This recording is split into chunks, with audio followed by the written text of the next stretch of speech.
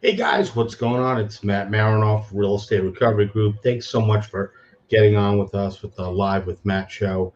Tonight we've got Jeremiah Dalton, and his company is Suffolk County House Buyers. And obviously, we've known Jeremiah for some time. Guys, we're going to go into the intro and then we'll be right back. So stay tuned.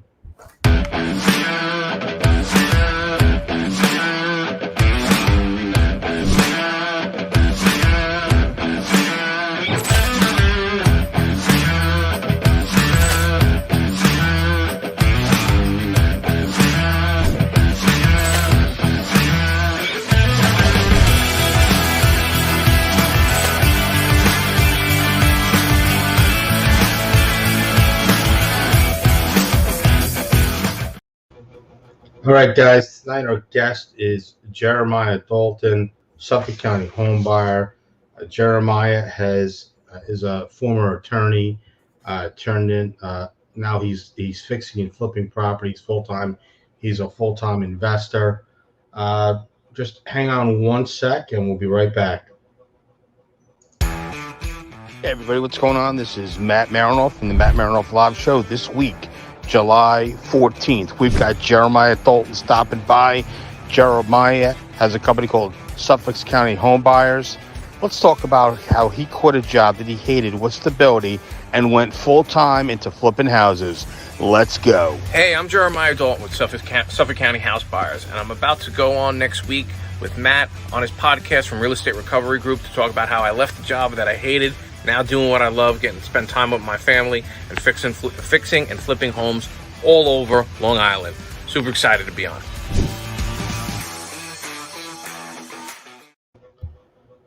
All right, guys. Now we're really back right now. I'm a little disorientated tonight because I don't have Lee, my co-host.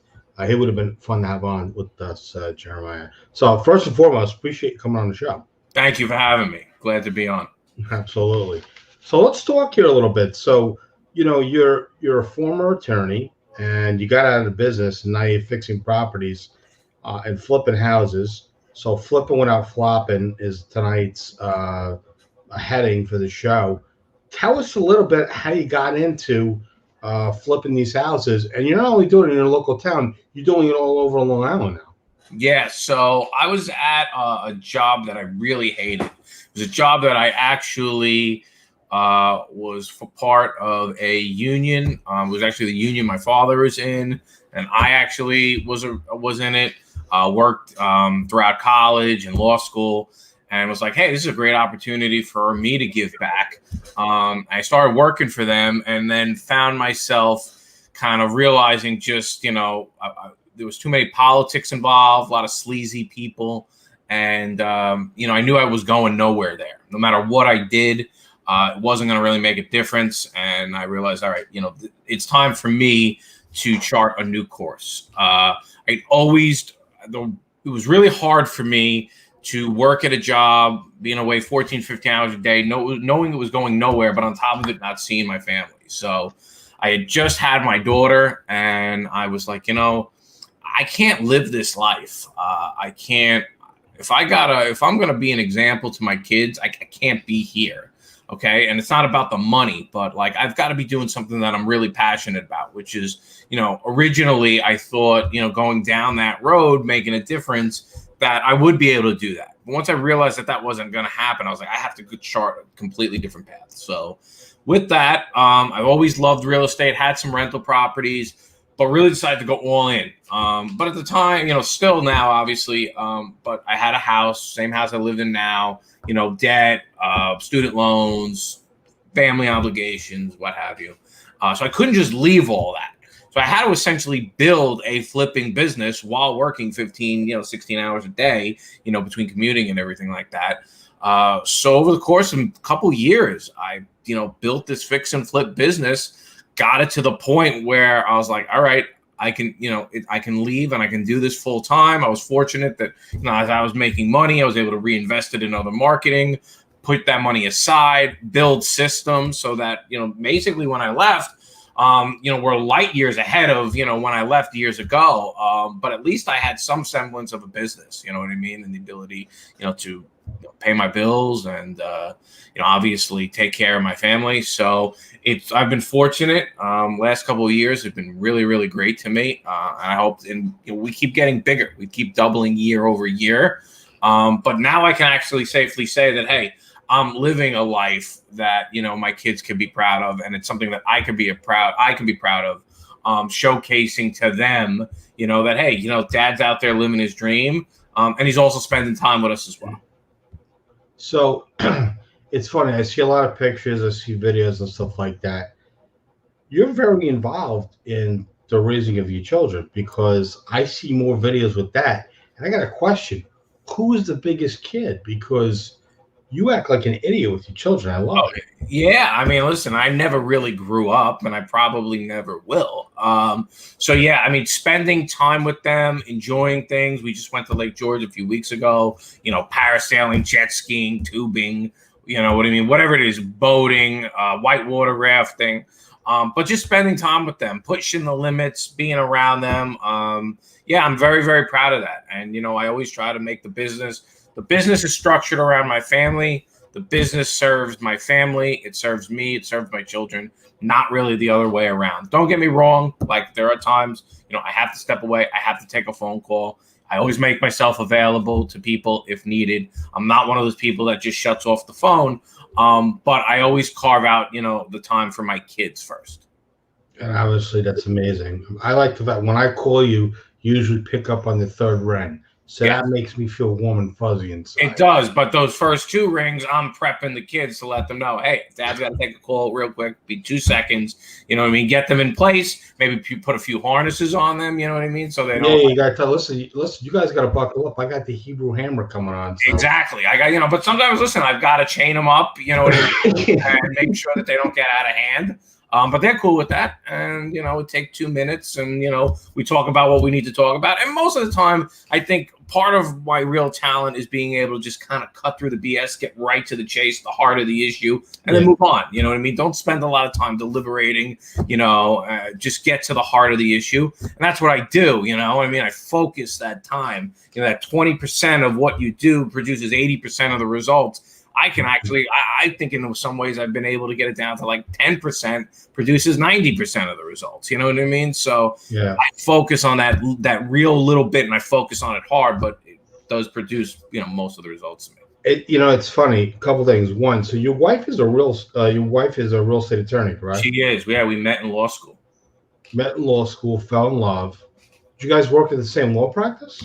No. So funny enough, I left, when we graduated. I actually didn't go right into law. Then, like I said, I found my way kind of back to the union that I worked for a number of years. She bounced around to a couple of different places, a private real estate development company, a small law firm, and then ultimately did foreclosure work.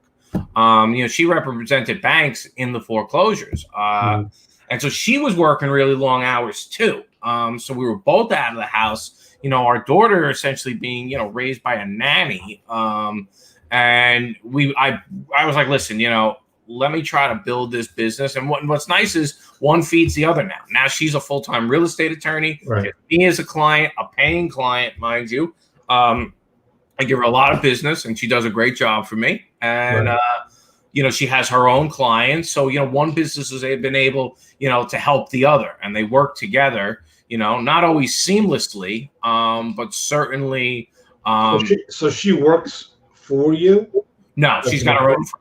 She's got her own firm, but her firm handles, all of our closings. Right. So what I'm saying is, so basically, like when you're hiring her firm, so in theory, she actually works for you. Not really. It never actually. You can try to catch me and say that. But your wife called me earlier and said, "Listen, I want to see if I could trip them up." Yeah. So I'm only kidding. Yeah, but no, that's unfortunately she doesn't. In theory, yes. On paper, I'm the client; she's the attorney, technically. But we all know how this goes, Yeah, I got you. Well, I'm gonna tell you how it goes in my house. Happy wife, happy life. Indeed, a lot of truth to that. My brother-in-law hates when I say that, but you know what? I got news for you. It doesn't matter whether we're miserable. It matters whether they're miserable. So That's the truth. people either agree, disagree. So I got a couple of questions I want to ask. Sure. First and foremost, I want to take this opportunity to thanks for you for taking time out, because to me this is important. I like to give back. I like to educate. So, first and foremost, how do you find the homes that you go after? There's a lot of different ways. Years ago, there's an investor who I've got a ton of respect for. He said, you're not in the flipping business, the real estate business, you're in the marketing business. And that really kind of changed my perspective. I live in Long Island right now. And at the time that I decided to get into it, there was still some houses out there that, you could throw a rock and you could find something to flip, a lot of bank-owned stuff. Those days are pretty much gone. If you're going to... Once in a while, we buy a bank-owned home because it's got like a squatter in it, and we take the risk and we get the guy out and we pay him out and it works. But typically, most of the stuff that we do is from marketing. Could be mail, could be text, could be, whatever it is, radio ads. Certainly, we do a lot of web-based lead generation. So, the second flip that I didn't make a ton of money on. But I took all of that money and I put it into a direct marketing campaign. The first deal I did was a bank-owned property. I made some money on it. The second one, bank-owned property, made a little less money on. But in between 1 and 2, as I was trying to search for more, and certainly as I was doing flip 2, trying to search for more, I was getting nowhere. And I was like, damn, I got to do something different. I got to find a way to, find, properties that I could buy at a discount. And I realized there were just a lot of people out there that were looking for a quick and easy closing, deal with somebody reputable. They wanted it on their terms, and they understood that they were leaving some money on the table. But we've been able to, service a lot of those people throughout Long Island. I think we're, as far as reviews and ratings and just overall credibility, I think, we're the best at showcasing that. There's a lot of times people will take a little less money from us versus someone else because, they respect our reputation. So over the years, building a good reputation, putting together a proper marketing funnel, that's allowed us, to buy homes, even in a very strong market, at a significant discount because people understand what we bring to the table. So I guess my next question, which was very important, is how do you raise the money? How do you raise so much money for these properties? Are you using mortgages? Are you using private money? It's all private money. In the beginning, there was some hard money. There was a little bit of private money. Then it was hard money. Then hard money was like, well, that gave me a little bit of momentum to have a little bit of a portfolio. And I just started talking to people about, hey, I remember, one of my investors now, we met on Facebook, and he turned out it was a Facebook group from a gentleman that's one of my first mentors out in Colorado. And I mentioned something in that Facebook group about Long Island, messaged me, said, hey, I live on Long Island. I see you're in Centerport. I'm over here a few towns over. I wound up meeting him a few weeks later, telling him about what we're doing. I said, let me know if you're ever interested in, being a private lender. And I had other private lenders before. That money is growing into millions now. You know what I mean? Because you did one deal, did the right thing. Everybody was happy. Do another one. So a lot of it's grown from word of mouth. A lot of it's grown from being at like real estate investment groups, giving some presentations. A lot of it's come from sellers that, hey, we just bought your house cash for $300,000. You got money lying around. What are you gonna do with it? So having that conversation with them, that's been, that's been a really, really, important one. But a lot of it's been word of mouth. We give people I was talking to someone about this earlier today. We give our investors a great experience. You know what I mean? I'm always accessible. I give them updates, share photos with them. You know what I mean? I share things about my life personally. They see our kids. We're friends with on Facebook with a lot of them. They see our family. They're just excited to be a part of it. They like what we do. They like the fact that, a lot of them are on Long Island. We're taking these homes, we're, turning them around, changing neighborhoods, and they're earning a great return. And they're with somebody that, they've got a problem. If there's an issue, it's usually not an issue related to me. It's just kind of, may have something to do logistically with a closing, where to send the money, etc. They know I'll answer right away. You know what I mean? And we do our best to make sure that, I've always felt I've been a good steward of money, and, I treat the money like it's my own, even more than it's my own. And the results have proven. And as a result, they tell other people, and those people tell other people. So much of it has been, from word of mouth. I like what you said. You show your investors, or you give them an experience. Whereas some people, they're very closed-minded, and obviously being in the industry for so long, I've seen a lot of horror stories. I've heard a lot of horror stories where investors lost a lot of money and people didn't do the right thing. For me, being around these people and seeing everything, it's actually, making me think, maybe I need to get on that side of the coin also too. And, some of the properties that I do find, instead of actually just passing on them. I'm not talking about short sales. I'm talking about leads that actually come to me that are off market. So who knows? Maybe I'll come to you for money one day. Yeah, maybe. You know what I mean? But ultimately, you talk about building culture within your organization, among your employees. It's the same thing with your investors, building a culture where they're a part of it. And it's nice is they're a part of it, and they get to experience pretty much all the good stuff without really all the bad stuff. You know what I mean? So it's a great, like I said, it's a great experience. But if you're just one of those investors that, even if you are, of course, you should always pay your investors. But if all you're doing is just simply sending them a check, it's like the equivalent of, somebody that goes to work and just gets a check. You know what I mean? Like, what's motivating them to stay around? You know what I mean? Yeah, like, absolutely. People stay at organizations really not for the money. It's important, but ultimately it's about the culture. And I like to think we do a similar thing for our investors. Hold on one sec. We'll be right back after this message.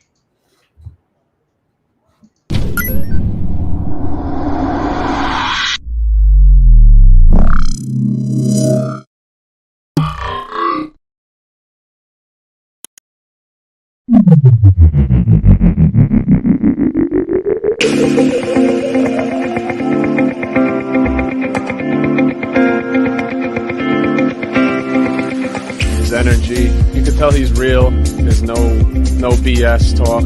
Listening to Matthew Marinoff for a good amount of time, like a light bulb went off. I was like, wait a minute, I've got to learn more about that short sale process.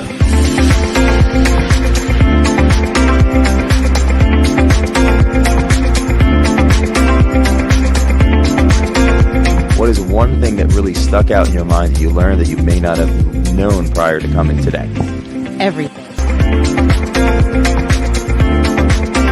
It's cool to actually see people's body language change throughout the course of the day. Their arms were crossed, now they're wide open, they're laughing.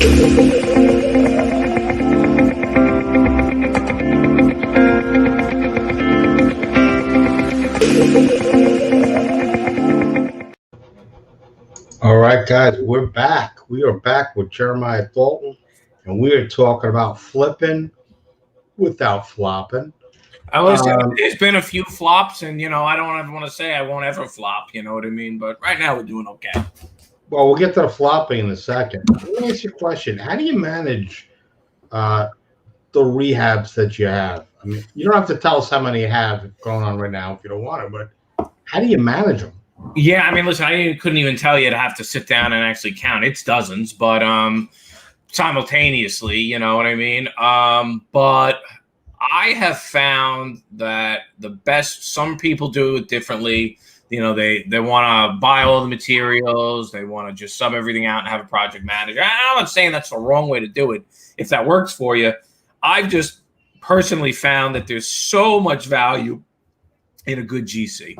So much value.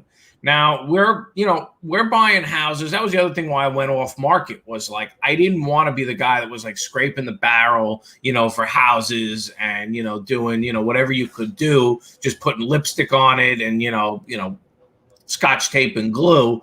I wanted to do quality jobs, which of course means you have to buy it at the right price. But it goes back to, hey, if you buy this house at the right price, okay, it allows you to buy. You can't obviously hire the most expensive contractor, but you could certainly hire somebody that knows what he's doing, licensed, insured, and can get the job done in a reasonable amount of time for a fair price. And I always tell people, listen, I don't want the cheapest. If I see that you're really cheap, I'm going to go the other way because there's something off. You're cutting somewhere. May not be able to see it, but eventually I'll find out, and I don't want to find out when it's too late.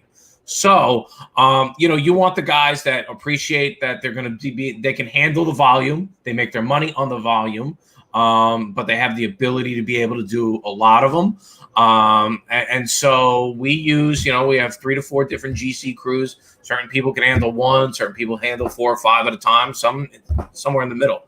And then, we supplement, with whatever thing, might be landscape, oil tank abandonment, whatever it is. We supplement with a few small things here and there to kind of round out the edges. And then I have actually a full-time maintenance guy.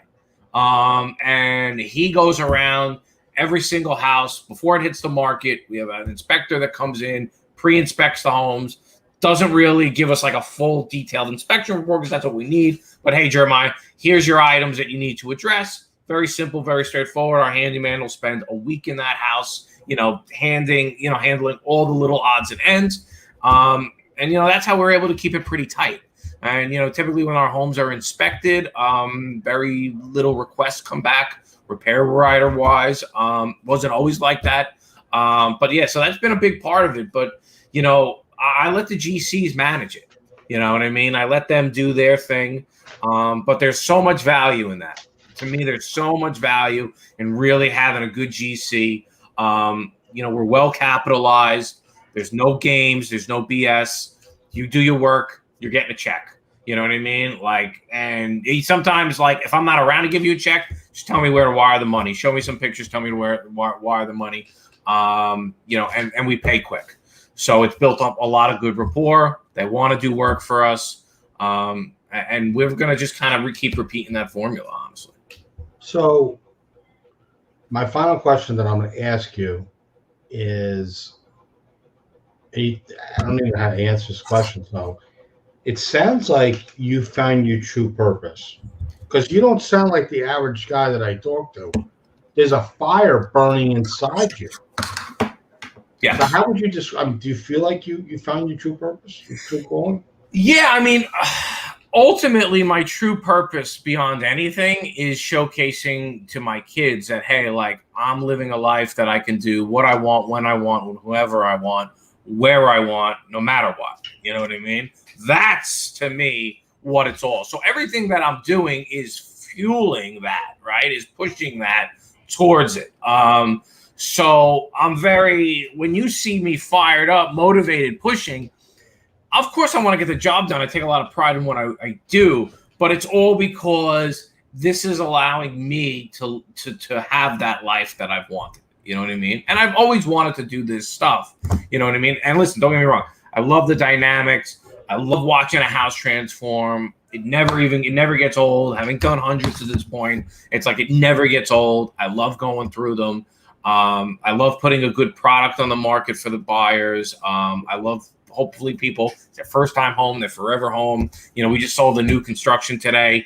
One of my biggest regrets really was, not having everybody come in and see it.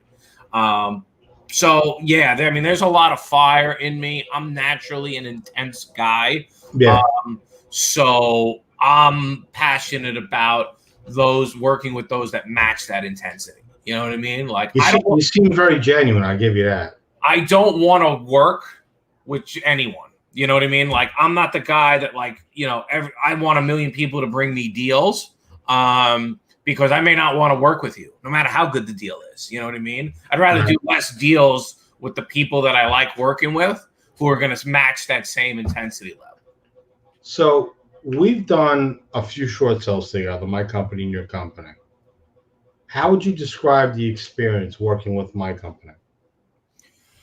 Well, first and foremost, you guys know your stuff, your craft better than anyone. I mean, I honestly feel sorry for you guys because and not in a bad way, because I'm just like, Jesus, like I can't, like I don't know how these guys handle this. Like, you know, dealing with this stuff. Anybody who thinks that they're going to do a short sale by themselves, or, you know, no, I got a person who can handle it. Nah, I've done short sales before.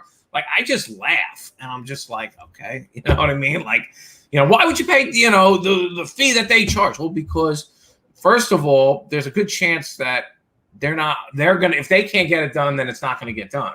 And I certainly am not going to get it done. I'm not going to do it as well, you know? I could tell you, I'm going to stop you right there. If we get people that bring us the most absurd transactions, and they only utilize us for bad transactions, not saying that they're not all bad, but I'm talking about horror stories. Like, we have one right now, we're getting ready, hopefully, to go to closing in the next 2-3 weeks.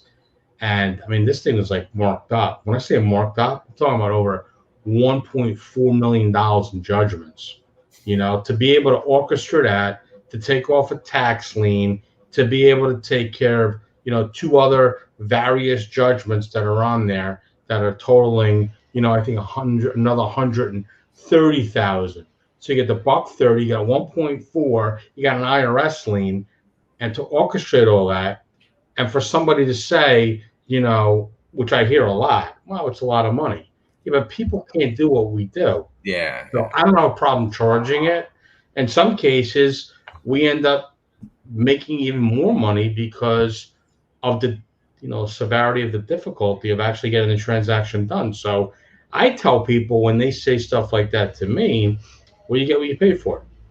It's as simple as that. So you get what you pay for. And that's what it boils down to. I mean, listen, if you think about it, right, if your expertise, you know, nets me an extra deal that I otherwise couldn't have gotten, and on top of it, I don't have to do any of the work for it other than, you know, support you guys where you need stuff supported, sign this, sign that. right. You know, I mean, right there, you know, it's an investment. So, and I know other guys who use you. They all say the same thing. It's like laughable to try to like do this ourselves. You know what I mean? Even if I got somebody in-house as a short sale person, you know what I mean? And like, you're going to handle like all my short sales. It's kind of like, yeah, but how many are they going to have that same success rate that you guys have?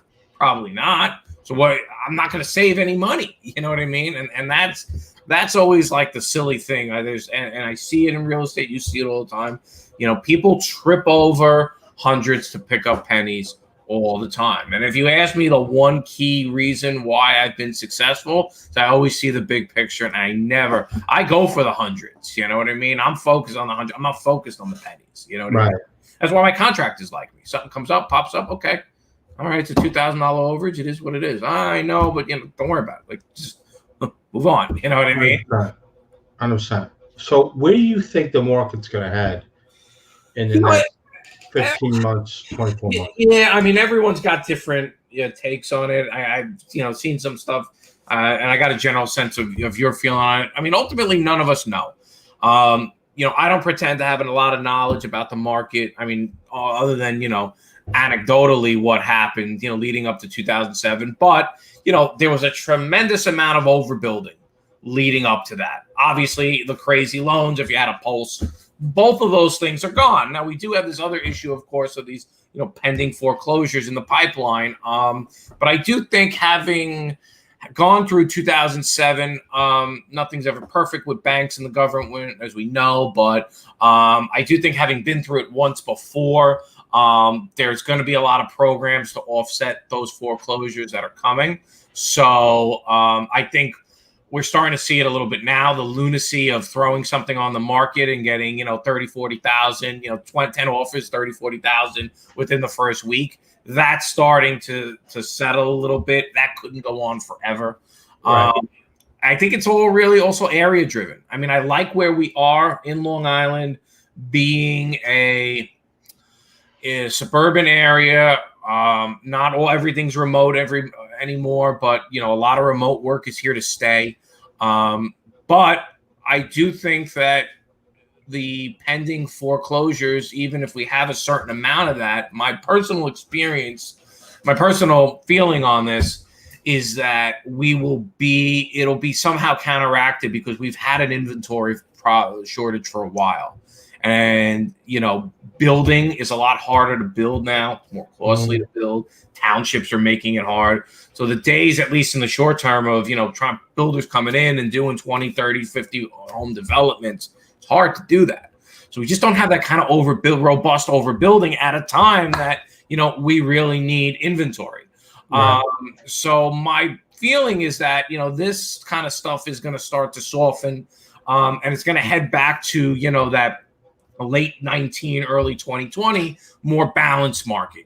At the time it was like we put a house on the market and within 30 days we usually got our asking, or within 5,000 of it. You know what I mean? That was right.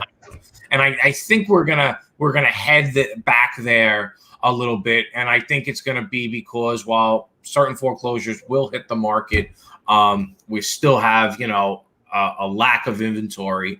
And I think it's going to soften that. That's my personal opinion. I could be wrong. But, the days of, what we've seen over the last year, like that was going to end. I'm taking the middle ground approach in case you haven't been able to tell. But the repeat of the 2007, 2008 onslaught, I personally don't think will happen. So you want to know my prediction? Sure. I don't think it's going to be like 2007, 2008. It's got a different aroma to it. There's a lot of different factors that were fixed. I wouldn't say it's a perfect working engine. COVID-19 really I think the world brought the world to the knees. I know that there's a different variant out right now. I don't know if we're going to close down again. I think they're going to make us put the masks back on at some point, I believe. That's my personal opinion. Yeah, I wouldn't disagree with that. Do I think that this is going to be the new norm for the next couple of years? Unfortunately, I really do, until they can really get a full grasp on it. I know there's a lot of people that don't want to get the shots, that I do believe they should get the shots. I got the shots. I don't believe that I have a tracking device put inside my body. No. I think everybody has to try to do their part, because what's going to happen is people are just going to keep getting reinfected, and we're not going to be able to simultaneously be able to wipe this thing out. And I think because there's so many people that are not vaccinated, so I think that's going to be a cause of still continuously having some type of pandemic. I don't think they're going to end up keep calling it a pandemic. It's going to be, something similar to, like the flu or something like that. So hopefully they'll be able to tame it. I know some states are higher than others. Some are dropping, some are rising again. So I think, unfortunately, it's just kind of like the new normalcy in life. As far as opening up with the foreclosures, I believe that it's going to get pushed off to the new year, 2022. I think they'll start doing again more foreclosures. I know that they are doing them in some states. A lot of them are properties that are abandoned, that are not owner occupied. So it's not like some things aren't going on. Yeah. But I can tell you every single month, based on what I'm hearing, state to state, and dealing with asset managers, it's literally just a dam ready to burst with the issues of the properties that we've had before, and we're really prolonging those another 2 years. So do I think that, we're going to have another, burst of foreclosures on top of the stuff that's been prolonged? I do, but I don't believe it's going to be as bad as it was before. That's my prediction. Yes. Yeah. Well, people also forget, because everyone always goes back to 07, 08 and says, well, for the foreclosures, but there was so much overbuilding during that time too. There was the other side of it. So it was an excess of inventory that came on the market. So I do think that there are going to be way more foreclosures that come out than we're used to than dealing with it. But we still got an inventory problem. We still haven't built up, the way we needed to meet the excess demand. So I think two will meet a little bit and soften this a little bit. So here's what I think is going to happen. I think people that during the pandemic that didn't take advantage of forbearance or the deferments are going to be in a little bit of hot water. I believe that if they've never had an issue before, they'll be able to get some type of modification program, or there'll be a modification program in-house for them. The people that have already had modifications, and there's millions that have already gone through the 2-3 modifications, they're not going to be saved this time. I'm sorry. It is what it is. Yeah. People are just going to have to deal with it. And if you have one too many chances, I have seen where people have actually waited and then called me and said, hey, we did a modification. Can you help? And it's kind of like, I wish I could, but you've already done the modification. You've already gone down that road, and you were late prior to the pandemic, or, you know, the pandemic happened and you didn't reach out to your bank. But if you reached out to your bank, maybe they would have been able to help you. Well, I just figured that I was helped before. I wouldn't be able to get help again. No. So we're very careful with the conversations that we have with past clients to make them aware of the fact that, hey, this might not work out the way you want. So what is plan B? So there's a lot of yelling and screaming, but, you know, we're trying to help people move on to the next phase of their life. So we're running out of time, but I want to ask you a question. I want people to hear maybe one fun fact about you, so they know that maybe you're not this, you know, mean guy or, you know, whatever. Tell us a fun fact. Yeah, so I mean, I'm a very intense guy. People joke to me today that I'm the hardest working person. I'm the hardest person on earth to work for. Joke, my own sister-in-law quit on me to go take a job as a camp counselor. It was that bad. But and I'm very like hard on people. I'm very hard on myself. And so people think that, you know, it's intense. But the movie The Notebook, every time I see it, I always cry. So you cry. So you actually do cry. I do cry. There are tears. These tear ducts do work. Okay. And I ever see it, and I shed a tear. I have a very big soft side. So again, it's like going back to like passion, right? Like people who are passionate, like it manifests itself in two ways. You know what I mean? It's not always rah, go. You know, it's also emotion, you know, for, you know, when things are sad and when they warrants, you know, when it warrants a few tears, you shed those tears. Absolutely. So guys, my guest today, Jeremiah Dalton. You can reach him at 631-204-3829. You can call him probably day and night, but don't call him after 10 o'clock at night because he'll get in trouble with his wife. Yeah. Or, you know, you can go to his email address, which is on the screen. And then obviously. Oh, that's actually correct. It's Suffolk County House Buyers. So that's the wrong email. Yes. But you see it right there, Suffolk County House Buyers. So then don't email them. You can call them direct at the number that's on the screen. Yeah. And then obviously you can get them on Facebook, and you can also follow them on Instagram if you haven't already. And I really appreciate you coming on the show tonight. Thank you. I appreciate you having me. Hold on one sec. Don't go anywhere. I'm not.